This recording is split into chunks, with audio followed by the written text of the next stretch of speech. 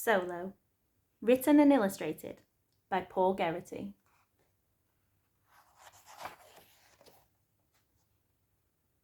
In the dark of winter, Flo leapt out of the sea. For days she hiked across the ice. It blew and it snowed. She slid and she stumbled, but she never once stopped to rest. Sometimes she tobogganed, often she had to climb. She was on her way to meet her mate, Finn. Just as the struggle began to seem endless, Flo's heart quickened. She could hear a great noise in the distance. Up ahead, the horizon was dark with penguins as they gathered in their thousands. The colony grew and grew as more arrived each minute. She was nearly home. Flo bustled through the rookery, calling for Finn. If he'd survived the months at sea, he would be out there somewhere looking for her too. For hours she called. Then, far away in the forest of noise, she thought she heard him. She called, then listened. Faintly, his voice echoed back. It was Finn. Flo called again. Finn replied. She followed the sound she knew so well. And there he was at last. They bowed and stretched with delight. They touched chests. Finn led Flo on a celebration walk. They were together again. A few weeks later, their voices sang out with pride. Flo had laid her egg. She passed it to Finn. He took it onto his feet, gently covered it from the cold, and prepared for the long, hungry wait. Again they sang.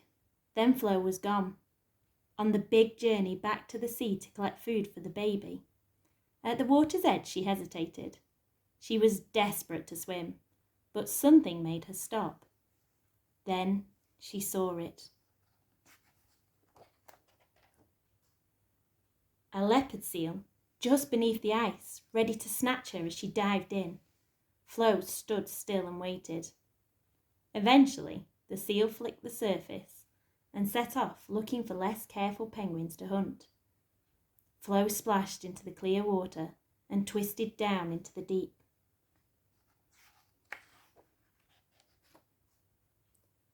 Back in the rookery, Finn huddled with the other penguins to keep warm. For 3 bitter months he had been without food, and still he protected the egg. Then one morning he heard a tapping sound. Slowly the egg began to crack. Finn watched in wonder as the shell broke open and the baby was born. The first thing baby Solo saw was a winter storm. Flo wasn't back from the sea, so Finn fed her what little oil he had. Excitement grew as the first fat females returned. All around them, other chicks were starting to hatch. At last Flo arrived. The sight of Finn with baby Solo filled her with joy. She bowed and bumped against Finn. He passed her the baby. They showed cheeks and sang, and then Solo got her first good meal of squid.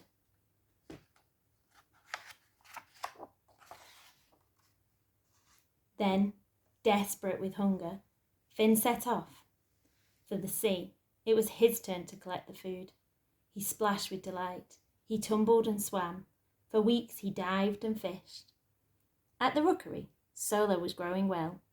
Flo had run out of food, but Finn was a good diver. He'd be back soon, with plenty of squid. Then she could go fishing again. One morning, Flo and Solo saw dark shapes approaching in the distance. Fat, waddling penguins. They could hardly wait. But Finn wasn't among the first ones back. They could only watch as all around them chicks were fed and hungry mothers were finally free to go to the sea. Each time more penguins arrived, their spirits rose, but still Finn didn't come. Days passed. Anxiously they watched as the last few stragglers came home. Perhaps Finn had got lost, or perhaps he'd gone further than the others to find good food.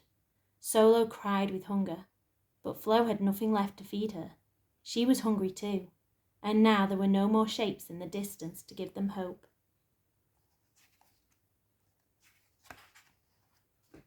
Flo waited one more day, and when Finn didn't come, she knew she would have to leave her chick or they would both starve. She put Solo on the snow and looked back once, then hurried off towards the sea. It was a faint hope, but perhaps she could make the trip in time to save her chick. Solo tried to follow, but she couldn't keep up. She waited quietly for a while, but then she cried out from the cold. A few heads turned. Some of the penguins noticed that Solo was on her own. One penguin tried to drag her onto his feet, but another pulled her from behind. A third tugged at her flipper. Suddenly, 5 large penguins were fighting over Solo.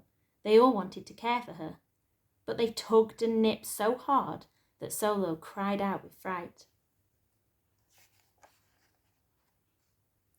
Scurrying away, Solo slid down a crevice. At the bottom she lay a while, panting with shock. Curious faces peered down at her. At least she was safe from their jabbing beaks. Slowly she recovered, and soon she had enough strength to struggle along the bottom. At one end, the space opened up, and Solo found herself at the edge of the rookery.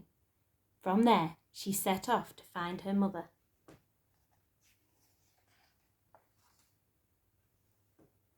She hadn't gone far when a skua bird swooped down, knocking Solo to the ground. She cried and tumbled, then a gust of wind blew her down again, bowling her over and over. The wind blew harder. She rolled and slid along the ice. The skua fought the wind, waiting to dive again. Solo called for her mother, but she was far away, still hurrying to the sea. She struggled to her feet and looked back. The rookery was out of sight.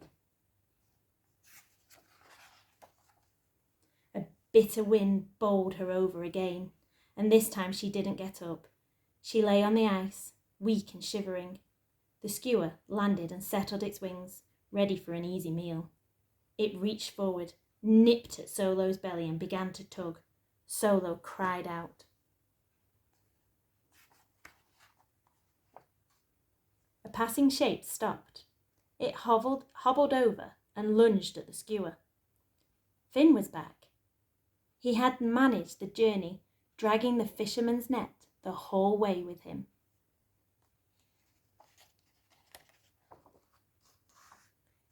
Weeks later, to Finn and Solo's delight, they heard a familiar sound across the icy wastes, a half-hearted call from Flo. At once they both replied, and for a wonderful moment they listened to Flo getting closer, calling with joy and disbelief.